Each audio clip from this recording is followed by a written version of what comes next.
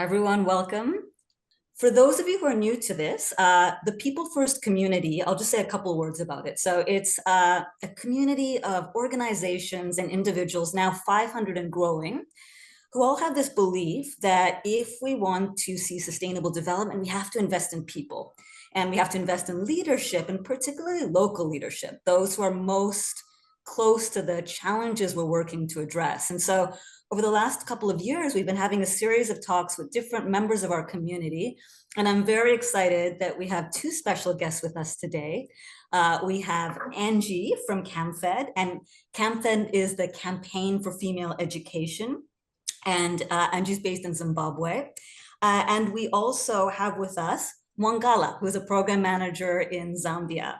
And CAMFED is an incredible organization that's working to catalyze the power of the most vulnerable girls and women across Africa. And there is so much good stuff in this conversation that I'm not going to say any more than that, other than welcome to our two special guests.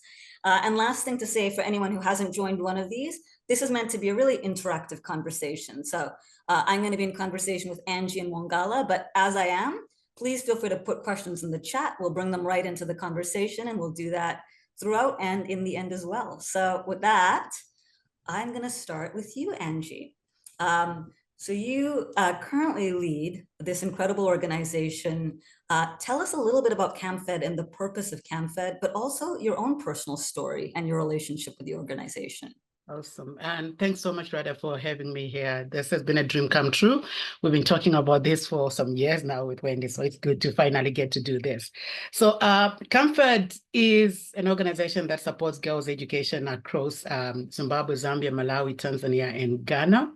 We have already supported over 6.5 million girls and boys to go to school. And we are on a mission as an organization to be able to support millions more into 2030. And for us, it's supporting them to thrive and succeed in school and gain the skills they need to go to work and then into leadership. So that's what we do as an organization. We live and breathe that. And then just talking about me, my very first contact with CAMFED was when I was around 12, when I was at the danger of dropping out of school. I was in my final year of primary school, and I was destined to drop out of school because my parents couldn't afford the secondary school going cost. So at that point, fortunately, CAMFED was just getting introduced into my community, and the community selected me for support. And as they say, the rest is history. CAMFED provided me with the financial and material support I needed to stay in school. And so fast forward, for me to be the CEO for this very organization 3 decades later is an amazing opportunity for me. And I don't take it for granted. And I'm reminded every day as a leader of the value of that opportunity, but also of my duty and my responsibility to make sure that millions more get the education that they need to be able to transition into whatever and wherever they want to go. So that's about me, and that's about CAMFED. Thank you, Angie. What an incredible story. 6.5 million girls, and that you were one of them and now the CEO of this organization. That's amazing. Well, let's turn it over to Mwangala. So Mwangala, same thing. Just tell us a little bit about your journey and your story. And you are the program manager at CAMFED in Zambia. So tell us a little bit about that journey there. Well, thank you so much for having me. And I'm quite excited to be here with you today. So my journey with CAMFED began 19 years ago, was when I was on the verge of dropping out of school because my mother at the time did not have the financial resources to take me to school, myself and my 6 siblings. So being the firstborn child in the family, it meant that I was supposed to be to support my mother to ensure that we fend for the family. And that happened after my dad, who was the sole family provider, passed on. And so we struggled a bit in terms of finding financial resources for me to be able to go back to school. But fortunately for me, CAMFED stepped in and they sponsored my secondary school level of education. And after graduating from my secondary school, I decided to then join the CAMFED Association Network, which is our sisterhood of leaders educated through the support from CAMFED. And now I'm working with over 250,000 sisters from Ghana, Zambia, Tanzania, Zimbabwe, and Malawi to be able to transform the lives of the community members that we are living in. And I must say that without Comfort stepping in to be able to support my education, I wouldn't have been here today, even speaking to you today. But because Comfort stepped in to be able to support my education, that's why I'm even here today together with my big sister Angie, sharing the same platform. I think it's quite a privilege. And so together with my other sisters also from all the 5 countries I've mentioned, we're able to support the next generation of girls. We're putting them through school, and we're doing that not because we have the financial means and resources to do that, but because we understand the power of education. We understand how it feels for a rural girl, a girl who has lost hope, who has no hope of ensuring that they are going to succeed in school. We understand the challenges which these young women and these girls face to go to school, and so that we are able to mobilize resources in our own small way to be able to support them to thrive in school.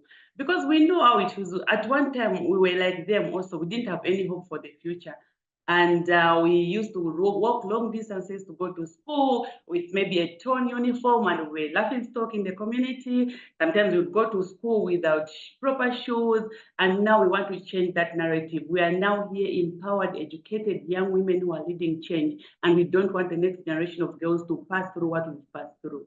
That's why we are doing all what we are doing as Comfort Association members. Thank you, Mwangala. And I think both you and Angie are just a testament to so much of what we talk about on these calls, which is the power of local leadership.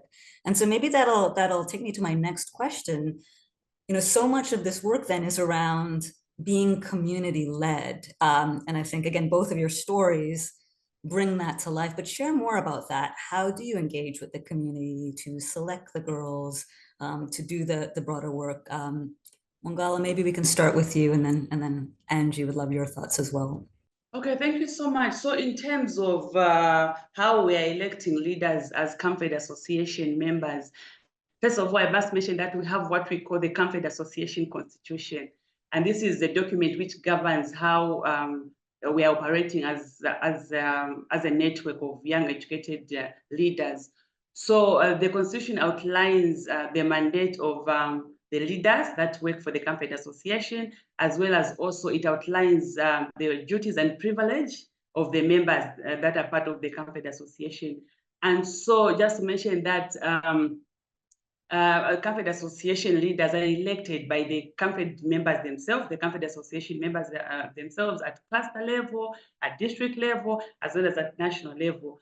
So last year we conducted elections across all the 5 countries. And I must say that was a very exciting opportunity for us, in that we were able to select new leaders in the Comfort Association who are going to lead the Comfort Association program for the next 3 years. Because our Comfort Association Constitution allows only for a 3-term for each leader to hold office. And it was what was exciting about that particular election was that we even got a chance to have some experts from the electoral commissions in each of the 5 countries who came to witness the elections and how we conduct elections. And they were so excited to know that we have this powerful network of young women who are able to conduct free, fair, and transparent elections. And so we also got a chance to hear the Comfort Association leaders who were vying for different positions, like maybe the chairperson, the vice chairperson, when they were able to talk in front of a large group of people, sharing their manifesto in terms of what brilliant ideas they were going to bring on the table to ensure that they take Comfort Association to the next level. So for me, even just seeing the young girls who just completed secondary school, standing in front of people, talking about what they're going to do for the organization fearlessly, without any intimidation whatsoever. So for me, that was one of the highlights of the elections which we had. And I'm very confident that these young women who were elected in the association will be able to lead the Comfort Association program diligently, confidently to the next level. So we are very excited about that. And also we are able to also work with fellow stakeholders in the communities where we're working in. We collaborate with the CDC members, the mother support groups. These are community people who work with us to be able to ensure that we conduct our activities in an effective manner. So this new leadership which we have in the Comfort Association, I think is going to take us further to that goal. That's incredible, Mwangala. And I can just see the energy you have when you speak about these young girls who have the leadership opportunity and have a chance to participate in spaces that often we don't get to, and yet it's all about our own lives. And Angie, is there anything you would add to that? And again, I want to bring note to something you'd said before. You have 250,000 women members, and you've used the word sisterhood. So yeah, anything to share on that, the process of engaging with communities, and also how did this movement get started and this association get started? Sure. And I'm going to ask Mwangala to come back on camera because I'm not going to do this without seeing my sister cheering me. So Mwangala, you're going to be on camera too. Awesome. So just to talk about, so I will just take a step back, I think, from where Mwangala spoke about, because this is like 2-3 decades later, right? So in terms of how Comfort engages with the community, for us as an organization, we recognize that communities are central and critical to everything that happens in a child's life. For us, we start from the inclusion of girls in education. I don't know if everybody knows that 95% of girls from the most marginalized families in sub-Saharan Africa never complete secondary school. I'll say that in other words as well. Only 5% of girls from the most marginalized communities in sub-Saharan Africa gets to complete secondary school. And I'm saying this so that I put into context what Mwangala was talking about. So to be in a place where there's over 250,000 young women from this particular constituency in communities talking about leadership, standing in places of leadership and saying, I'm going to stand up for elections in my community and this is what I'm going to do, is amazing. Goosebump causing, right? So I just wanted to put that in a context to say, for us as an organization, in terms of our community engagement, we don't work from a place of, we will do this in spite of the communities. No, communities are not our enemies. We do this because of the communities. So from the word go, in terms of how communities are engaged, in terms of the role that communities play, it's about the community selecting who amongst them could do with this support the most. From that point on, that builds an ownership around. So we are all children of the community. If you go to my village, they don't know about this whole Comfort CEO. To them, I'm Angie, and they pronounce my name wrongly anyway. So it's that. So we start from that place of how do we build community ownership and pride over what we are going to collaboratively create together. So now just talking about the Comfort Association, which is now 250,000 young women strong. So in 1998, when the first group of girls had graduated from the Comfort program, I was one of them. When 400 of us, came together for our very first time to celebrate the fact that, oh, come on, from these communities where it used not to happen, people like us, from backgrounds like us, from families we didn't have, people who everybody would know that children from that family don't go up to ordinary level, whatever. So we came together to just celebrate that very fact. So when we came together just to celebrate that, first day, it was good, oh, we've met it. And then it became a pity party, right? So what's next? What's next? So now we have gone this, what do we do? What do we do with this? Do we even know which colleges? There are no colleges in our village, or colleges are 3-4 hours away. We've never been there. So I don't even know how to apply for college. We don't know how to start businesses. We don't even have the resources for it. We have no idea how to apply for jobs. So it started becoming a pity party of, commiserating with each other's misery. But then, there was this whole shift in the room where we realized that actually, you know what? We're not where we want to be, but we've come a long way. So, we started within that room, and that's why I say sisterhood, because we started, initially we're just wiping each other's tears, and somebody had their own, pity party, and then somebody joins with another worse one, and they started saying, so what can you do, right? What can you do with this education? So we started the Comfort Association for 3 reasons. One of them was, how do we continue to support each other as we transition into secure livelihoods, into work, and into leadership? As we do this, how do we support each other as sisters? The second one was, what do we do for those that we left behind? Because there were some girls that were still out of school. There were some girls who were in school, but basically holding by their nails. How do we tell them that you can make it, right? It's not going to be easy. It's going to be tough. There are going to be sleepless nights and all of this. But we are here to help you. How do we support you to do that? But also, besides just talking to the others who are behind, we actually like, what can we do for the community to understand what it means to be a girl from this group in the community who is going this? How can we put the community around children? So that's how we started the Camfed Association.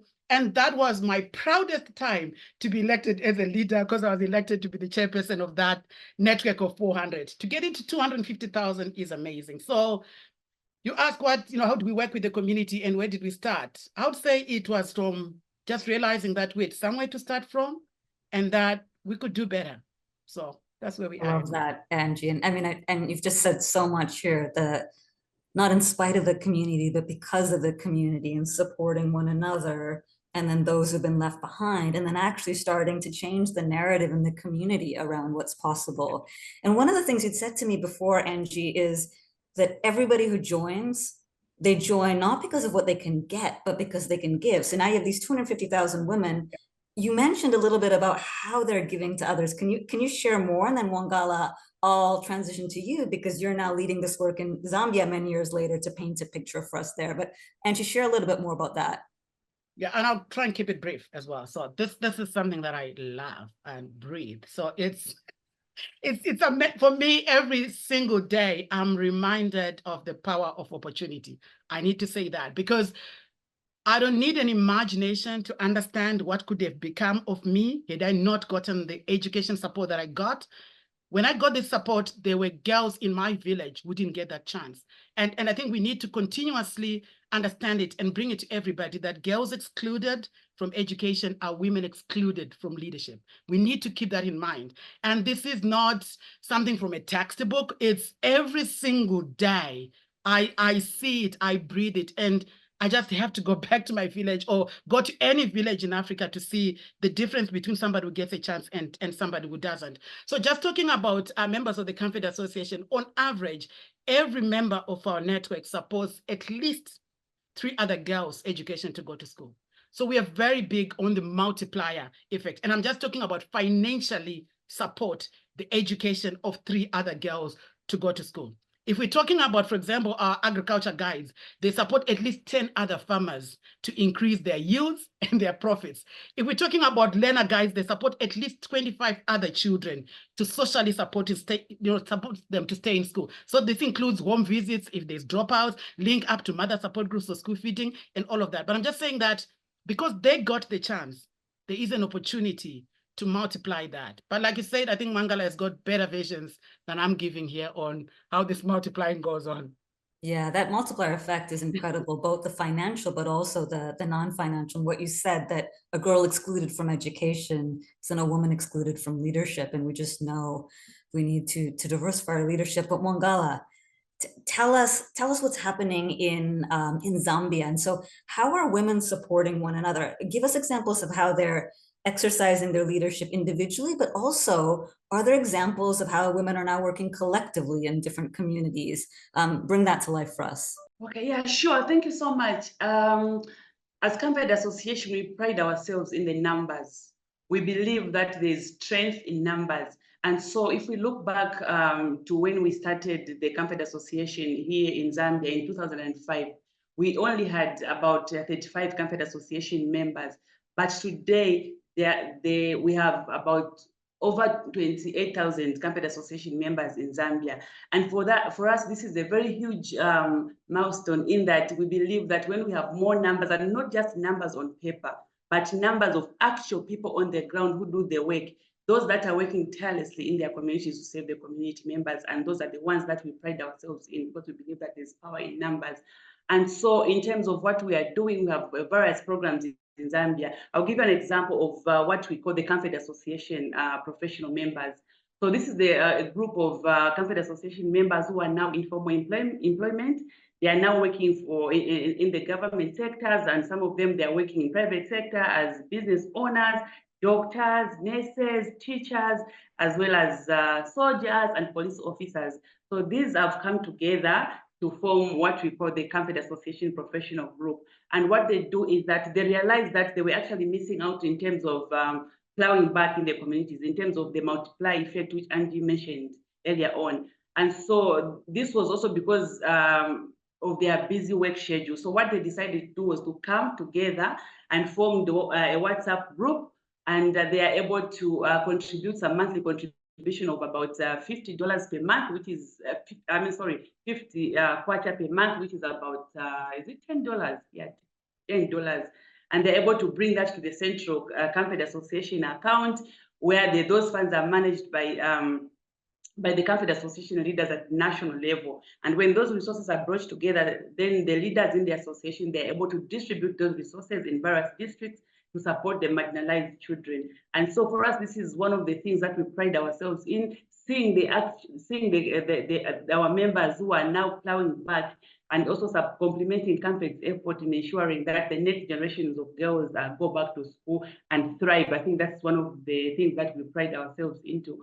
And also, we have the teachers who are employed by the government. So you find that nowadays, some teachers who are employed in rural areas, they tend to shy away from going back to those rural areas. But for our Comfort Association members who are employed as teachers, they understand the challenges which rural communities are facing. And so when they got that opportunity to be employed in those particular rural areas, they decide to stay back in those rural areas, because they believe that, and they know that their services are needed in those rural areas as compared to the urban areas where everyone now wants to come and live.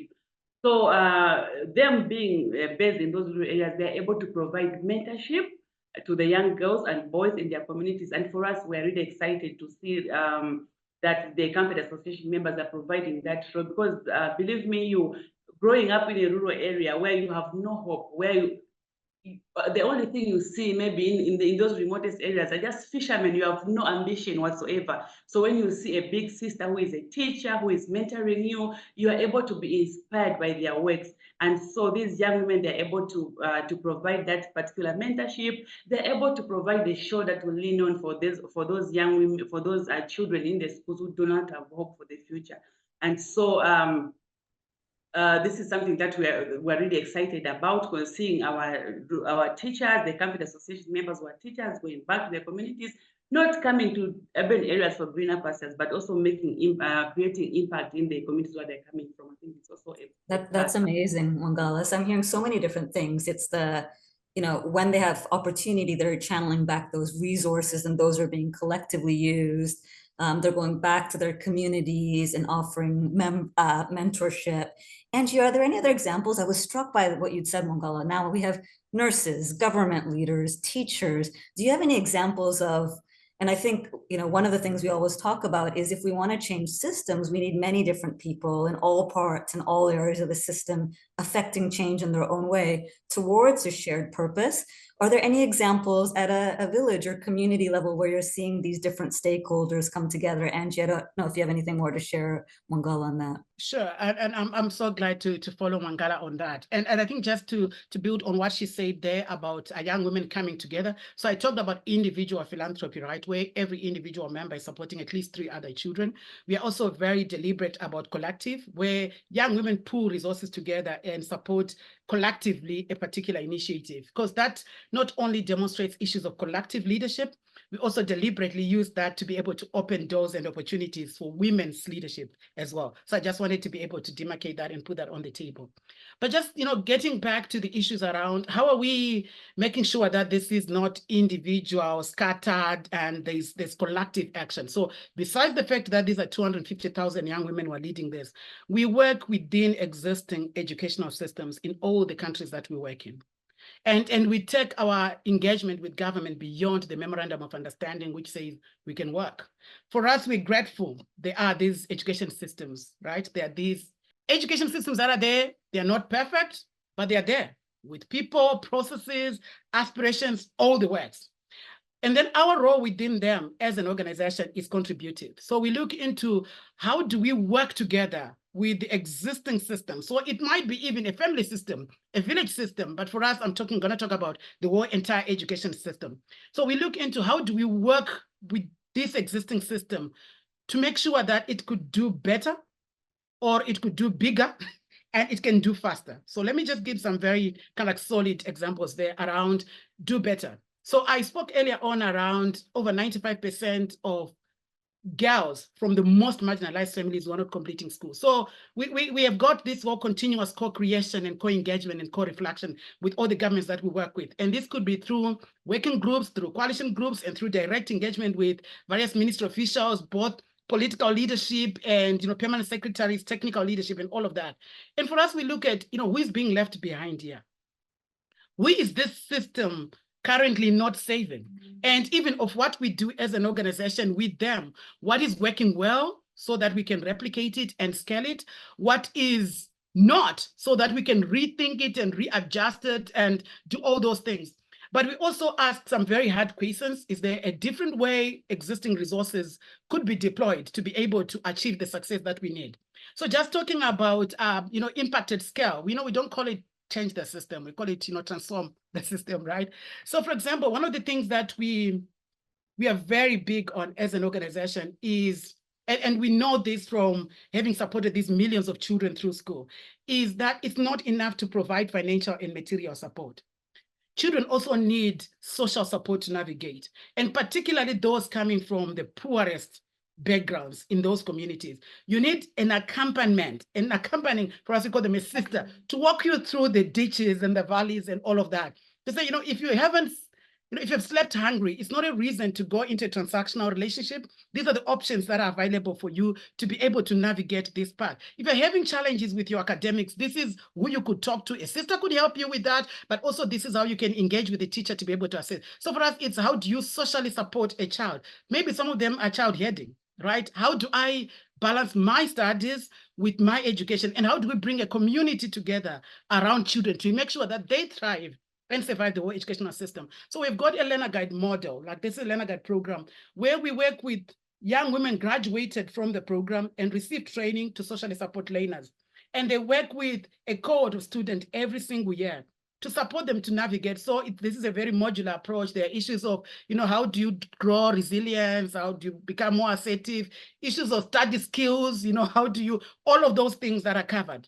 But I just want to be able to say that this program that we started as an organization, we co-created it with governments across multiple countries. Right now, in all the 5 countries that we are working with, we are working with the government to make sure that it's a program delivered in all schools. In Malawi, for example, we're working with the government of Malawi to deliver it in over 2,500 schools now, as a result of realizing that actually girls supported in this model were 3 times less likely to drop out of school.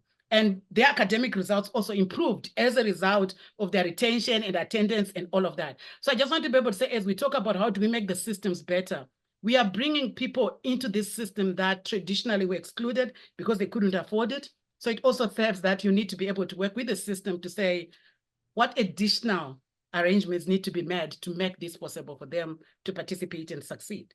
Yeah, Angie, that's so important, right? It's community led, and yet in order to do this work at scale, you have to be able to work with governments. And we know this is challenging, right? Working with people who are different, who come from different backgrounds, different places. Any lessons learned about what that actually takes in practice? I'm gonna switch and share in a moment about what you've learned about your own leadership. But yeah, what's been challenging, but what have you learned along the way around doing that hard but very important work? Speak to either of you. Mwangala, do you want to start about your own leadership lessons? I can talk forever on my journey. So I'll let you. And then after that, what I'm going to do is I'm going to open it up to the group for questions. Sure. So pay attention closely to this, what each of these ladies have learned on their leadership, but also put your questions in the chat or raise your hand so that I can invite you into the conversation after that. So Mwangala, first to you. Yeah, what have you learned about your own leadership in doing this, in this work? Thank you so much. In terms of what I've learned in this work is that for me, working with young people, the people that we work with in our organization, I think it takes a lot of learning in terms of being able to be a listener, because sometimes these various communities where we work in, people have different challenges, which requires specific solutions to address those challenges. So when you go into those particular communities, you don't go in as an expert. You go there to be able to provide a listening ear, to listen to their challenges, and together formulate solutions that best can address the challenges. So you don't go in there as an expert. I've also learned that you need to network more because you cannot do it alone. when we have provided this sisterhood network, we're able to share ideas with each other. We're able to support each other to navigate through life challenges. So over the years, we've learned that you cannot do it alone. And also, you need mentors to be able to walk through with you along the way. So there are times whereby sometimes you just feel like you want to give up because of the challenges. But when you have somebody who believes in you, somebody who provides a shoulder to lean on, somebody who even encourages you, even when you yourself do not have the capacity to even encourage yourself or to just believe in you. So for me, the aspect of having mentors is very cardinal in the work that we do, because we really need to be able to support the people that we work with, and also in the long run, also support ourselves as well. So for me, having mentors, I think, is one of the things which has really even helped me to even be where I am today, because our big sisters in the network are able to provide that particular mentorship role. And then comes to me. I'll try and keep this to 3, right? And we didn't copy each other. Sounds very familiar, and very similar. So I think for me, I always start from the power of opportunity. That, we need to know that we can't lecture poor parents into keeping their children to school. At times, you just need to meet the school going cost. So the power of opportunity. Let's give opportunities to those that are being left behind. Give them what they need to also participate and engage. Looks easy and almost straightforward, but you'd be surprised at how many people are lecturing people to death. My mother was lectured all the time about how serious she needs to be about my education. She didn't have lack of interest in my education. She didn't have money. She needed money, not lectures on value of education. So that's, for me, that's number 1. We need to look at opportunities. And then the second issue for me is collaboration. To Mwangala's point, we can't do this alone, either as an organization or as an individual. There is no room for Chuck Norris, Ben 10, Superman in the issues that we need to work with. If you really want to make a huge difference, collaborate. And at times it means collaborating with people that are not like you. And you said, what was the most difficult thing? You have to put your ego in a bow tie and box it and put it there and put people first. And just say, but by the end of the day, what do I need? What do I need for the girls and young people that we are saving? And how do I negotiate in this process to be able to get there? So to do that, at times you have to, this is my colleague Shungu who says it, put your bow tie in a ribbon and pack it aside and just go and fight for the girl. So that's one of the things that in terms of collaboration you need to think about. But I also just want to be fair that it's not always size. At times you need to realize that there are other people with other expertise that you don't have. What do the girls need? What do the children need? Who are the people that you're serving? What do they need? And who has got it? So put those linkages and collaborate and do that. Build a winning coalition around the people that you're serving. And then the third thing that I also really love is make sure that you call it a sisterhood, a brotherhood, a tribe, a village, whatever it is, as a leader, make sure you have got that. And this is mainly for 2 reasons. You need people that can check you, right? People that can check you and tell you that, oh, you're growing a very swollen head here. Or actually you are going off script, off tangent, or you are losing touch. You need people that can check you and keep you grounded and informed and all of that. But you also need them to be able to lean back on. And, in the tough days, on the hard days, in the Comfort Association, we sing and we dance. And you just go there and you cry and you wash your face, make it up and come and go back and deal again. So you need a tribe, a sisterhood, whatever, people that you can go to as you are, but they can also check you. There is no bureaucracy or whatever. They can tell you as it is. So those are the 3 things for me: opportunity, but collaborate, but also have a tribe, a village, a sisterhood you can go back to. And brotherhood, we're not excluding you men in the call. So just have that. Yes, no, there's so much there. And I think Zesha had a question in the chat, which I think you've answered, which is how do you deal with the low points? And what I heard is the people around you, the sisterhood, which I love, Angie, what you said, it's not just about the care and comfort in the hard moments, but it's the people who can check you and challenge you. And the other thing I heard is we are going to come up with difficult people. And what I really hear you is centering your commitment, even in those moments when there's a lot at stake, which I know many of us have dealt with, those difficult moments. So thank you for sharing that and sharing a bit about your own leadership journeys.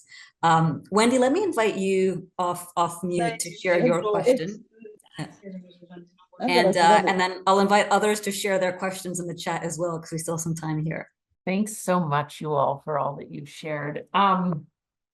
So what I'm understanding is that it's so much about like CamFed's, ability to succeed in this and in getting girls through school really is so much about the leadership that the girls themselves assume, their mentorship of others, the ways in which they themselves challenge mindsets in communities and all.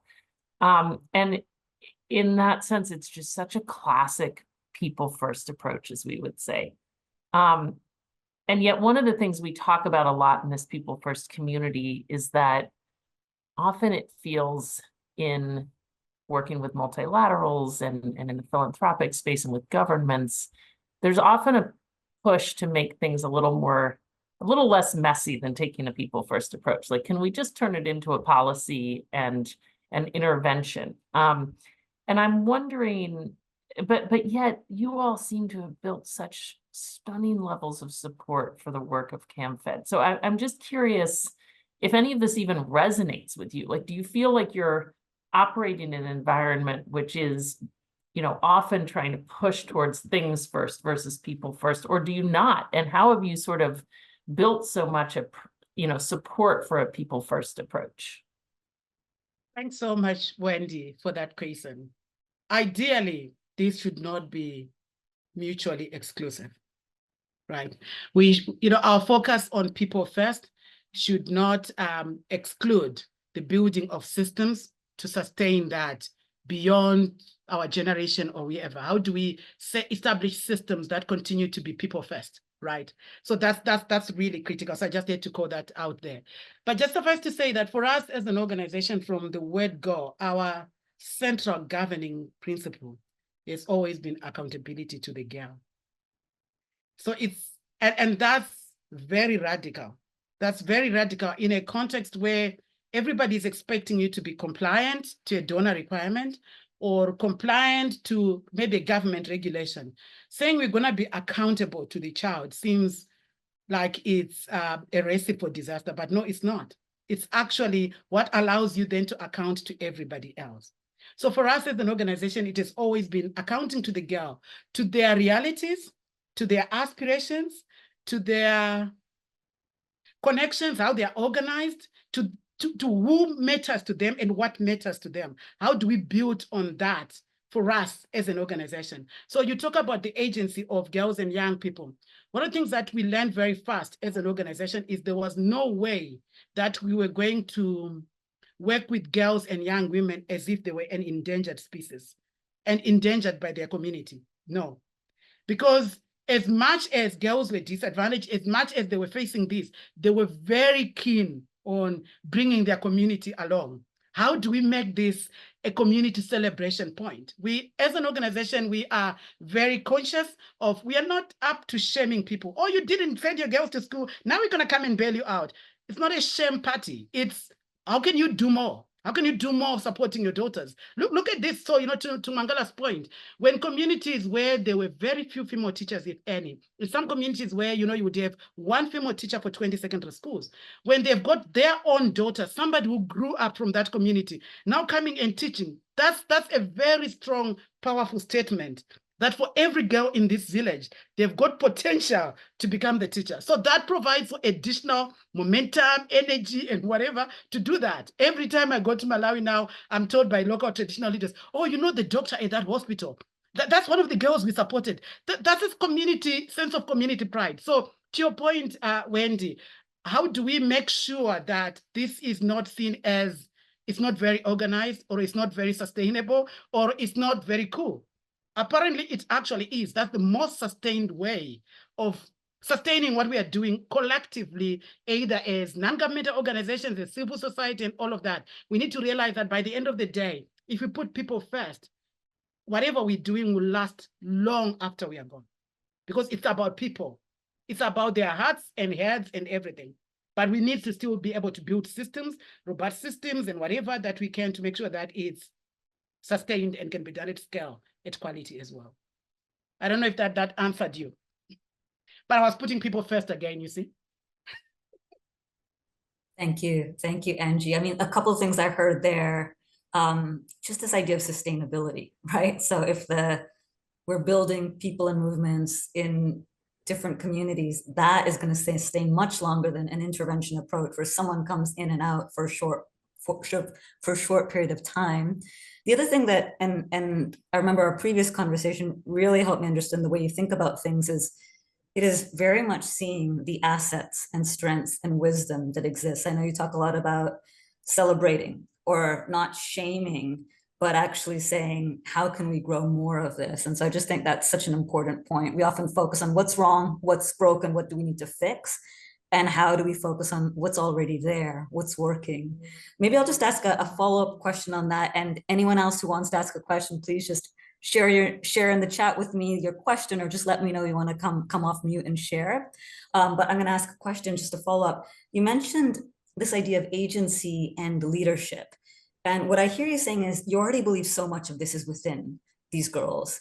And you've also talked about some ways you help cultivate that, putting them in leadership positions, mentorship, anything else that you do proactively around growing this agency and leadership, both with the girls or the women you work with, anything else that we haven't talked about? I'll let Mwangala come in first on that, and then I'll come after. Mwangala, over to you. Teamwork makes great work now. Thank you so much. So in terms of what we're doing, I'll give an example. So like last year, we had an opportunity to attend the Leadership Summit in Tanzania. And for us, that was a very good opportunity to be able to learn from each other. And through that, we're also able to share ideas in terms of where we've come from and where we are now in terms of the achievements that we've made, that we've achieved over the years.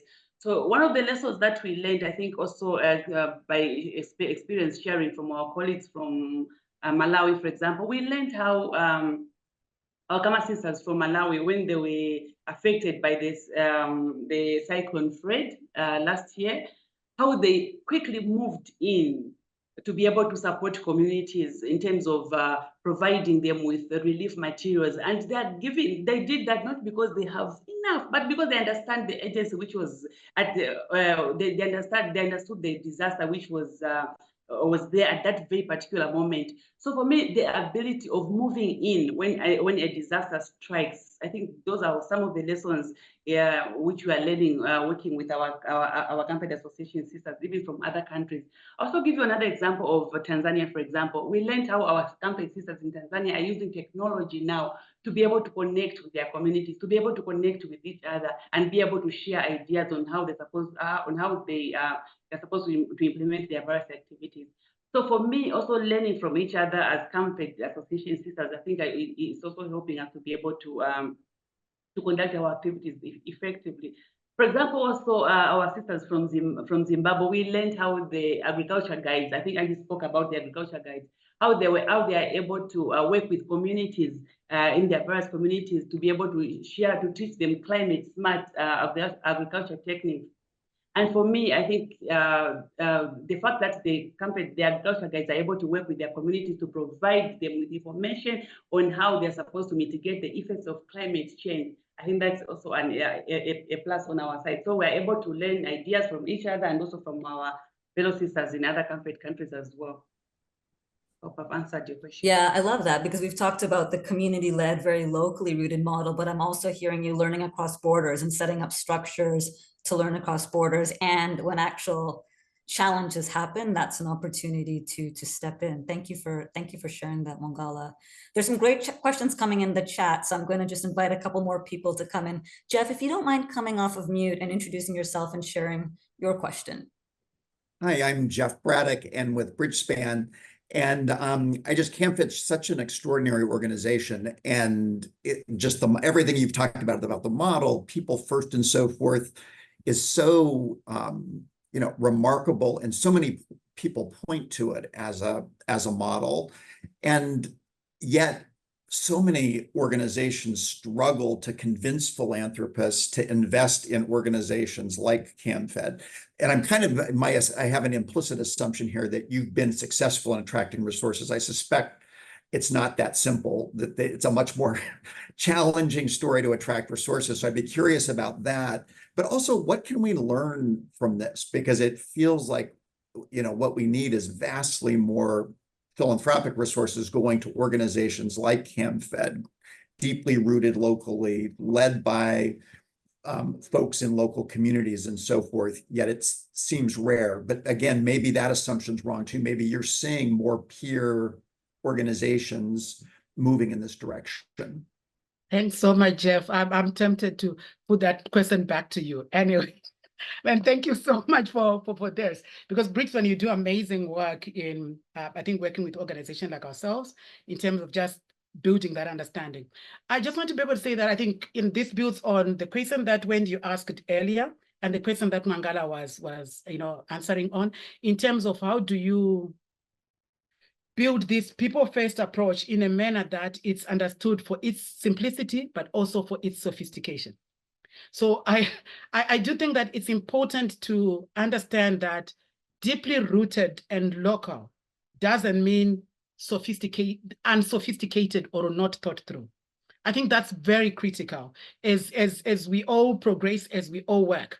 But it's a process. I think it will take time for people to understand that I always feel that there is a language issue at times that happens in terms of how do you transcribe your deeply rooted model and how you do it and why you do it to philanthropists that could also then assist you to do that. So there is a bridging exercise that needs to be done there. You need to make sure that you are not communicating for the sake of communicating. You're communicating for the sake of making sure that you understand each other. So at times you have to start from a place of common approach. What are we talking about? Where do we resonate? So I always realize that at times there is a tendency to say, oh, that's a very inspiring local organization, but it ends on that. It doesn't then translate into actual resources invested in that. And I would say that that's where issues around your inspirational story need to be mirrored or anchored as well with a very convincing story.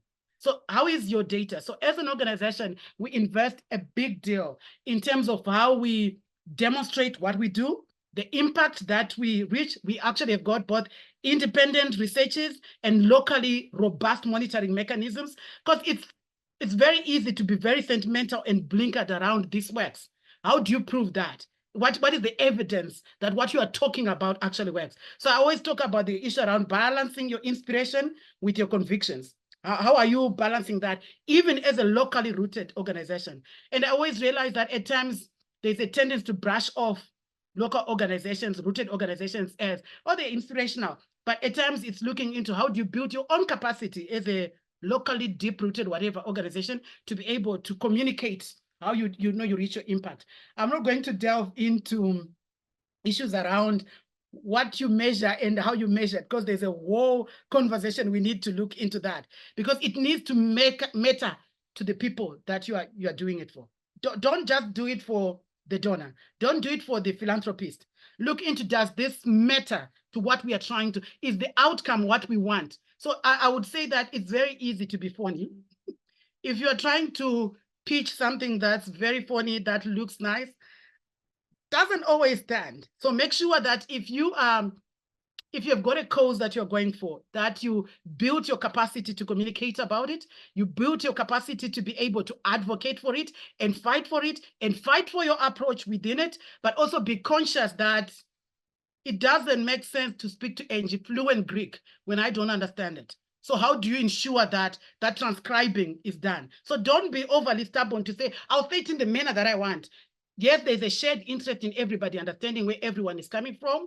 But if you need to communicate to Angie who understands Shona only, you might have to learn my Shona to be able to make that case. So I would say that, I do think that there have been amazing, philanthropies that have come behind deeply rooted organizations. But I've always said, make sure that you're deeply rooted, but you've got a global reach.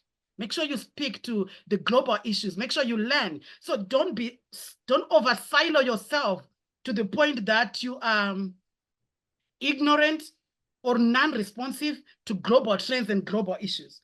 Don't let them, sweep you all over, but make sure you're aware of them and dealing with them. A very quick example that I can give is, the whole issue around, climate change. I've heard a lot of people were like, oh, why should Comfort, are you now going on the bandwagon and talking about climate action? I was like, bandwagon, which bandwagon?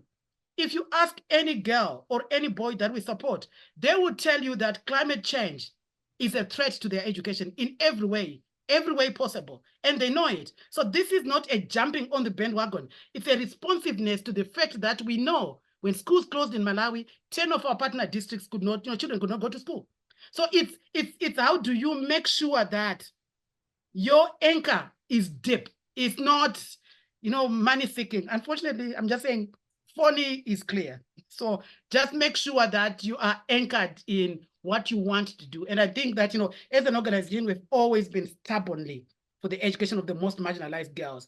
And the girls themselves lead us into, this is the most, important thing for us at this particular time. And this is where we want to be able to go. And that has really helped us with the winds of change and everything, to stay anchored and rooted in that. And some philanthropists get that and support that. So I would say just, I don't know if that answered you, Jeff, but that's a people first answer. Very much, very much. Thank you. Thank you. And there's so much leadership wisdom in what you just said and all the nuance of you said. I really appreciate it. So thank you. Yeah, Angie, I really heard that you have such a deep commitment. You're so clear on what you're doing and what you're up to and what you're going to measure that actually matters. And you recognize the importance of being with the times and bridging languages and speaking different languages. And that's not being stubborn. That's actually just being real around how do we live into this commitment. So that's what I really got from you. Okay, one more question that's come in, and then I'm going to give you both a moment for final thoughts. For things that for things that you want to just make sure we leave with. So one final question. Do you find that the association structure and model has in itself fostered agency and leadership of the girls, like the model that you've created yourself? Like, how has that done that? And yeah, can you share a little bit more? And any examples of how you've seen that happen? Yeah, Mwangala having Kama helped in building the agency and leadership of young women that are coming through. It's having Kama making a difference. And Kama is Comfort Association by the way. Yes, Having Kama has greatly changed the narrative. As we said earlier on, in the communities where we're working from and in the communities where these Comfort Association members are working from, you find that I'll give an example, like we have one of the Comfort Association member in that particular community. She was the first one to go to university. And her name is Murimirwa. She's my friend, she's my sister. So in that particular community, she was one of the first young women to be able to get scholarship to go to the University of Zambia. And after she was there, we saw now a lot of young women now following suit. And as I'm speaking now, we have over 50 Kama members from that particular rural place who are now at the University of Zambia. And why am I sharing that? We are sharing that because we've seen the power in education. We've seen the power in mentorship. We've seen the power in ensuring that the Comfort sisters that we work with are able to provide leadership in the communities and also be able to inspire other people in the communities to be able to follow suit. And not only that, we're also seeing even those that are doing businesses, for example, they are able to provide that particular business mentorship aspect to the Comfort Association sisters who are struggling to be able to make ends meet. And through the lessons they are learning as they are doing their businesses, they are able to also improve their businesses and also make more money to feed their families. So in terms of the impact, I would say Comfort Association network has really impacted positively in the communities where we're coming from. Also, even just having a young woman from a remote area to just come and speak in front of people, a young woman who was very timid to just come and address issues which are affecting the community members. For us, in as much as it may be small, for us it's a big achievement because we understand and we know where we are coming from. And for us, that's a huge milestone when we're able to give a voice, to act as a voice to the voiceless, to be able to share the concerns which young people are facing. And now, let me also just add quickly to say that we have Kama members now who sit on various decision-making bodies. For example, right now we are preparing for the Youth Week in Zambia, and we are sitting on the National Youth Organizing Committee, and we are able to provide that voice of the voiceless. We're advocating for the rural marginalized youth to be able to also be included in the national cake. And because of that opportunity, we have received so much support from the government. Because of that, we are able to advocate for the rural voice. So for me, being a CAMA member and sitting on that committee, I would say really it's a great impact, because we are now rubbing shoulders with people, directors. Now you are bragging. Now you are bragging. So, but anyway, just quickly to say, Wendy, yes, absolutely. Having a structured association has really helped a big way in fostering the agency of the girls and the young women themselves. But I also just say in fostering the agency in the communities that they come from, in older women from those communities, in older men. We just had a traditional leader in Zambia actually give land to young women to be able to run their agricultural initiatives and everything. And we saw other traditional leaders in the same country now taking the initiative and going with it. So just to say that I think there is something about a people-first approach where people inspire and influence each other to say, oh, I can do better, or I'm going to build on that, I'm going to build on that. And we need to be able to continue to celebrate those peer-to-peer linkages and continue to celebrate the agency. When it comes out, shout out and celebrate it. And, that gives momentum to go to the next level and next level. I think that's, for me, that's how we can build resilient, sustained, and ever agile leadership that we need in this season. Yeah, I love that. I'm hearing so much in what you've shared over the last hour, just around local governance models, having people who are elected who oftentimes wouldn't have. That's an opportunity to grow their leadership, constitutions where there's sharing of power and bringing in people who wouldn't, and then having those folks in higher government bodies and places where they often wouldn't have had a voice. So there's just so much there. And I think we could have another hour to learn more about those models. But given we have 2 minutes left, in maybe 30 seconds each, maybe just take a moment to think, what's one last word you want to leave us with? So this could be a message you've already shared that you just want to leave us with, or something you didn't get a chance to share, which you want to make sure you put in the space. So 30 seconds each. I know that's not much time, but Mwangala, 30 seconds. Mwangala, why don't you start, and then Angie, you'll have the last word. So for me, what I would want to share is that working with people, working with rural communities, you need to have a listening ear. You need to be able to learn what you don't know. You need to be able to relearn what you've already learned, and be able to listen and be able to just be there for them in terms of approaching you if they have any challenges. So you really have to listen more and talk less, working with communities. Yeah. Thank you, Mwangala. And Angie. In my 30 seconds, be deliberate about building a pipeline of leaders, particularly from those currently excluded from leadership. And once you're in leadership, please make sure that you build a community that can support and anchor you, but also, collective, look at how do we multiply what we do. Care enough to put your pride in a bow tie and scale it up. That's what I would say. Thank you so much, Mwangala. Angie, I think there's so much we've learned from you. I'm just taking away also the power of sisterhood and the power of community. And it's incredible what you've created. So all the best to you. Thank you all for joining. We will have another People First talk coming up in May with Jackie Chamazi, and we'll send out details. And she leads the African Desmond Tutu Fellowship. And so we'll learn a little bit more about that, more details to come. But thank you again for everyone for joining, and we will see you next time.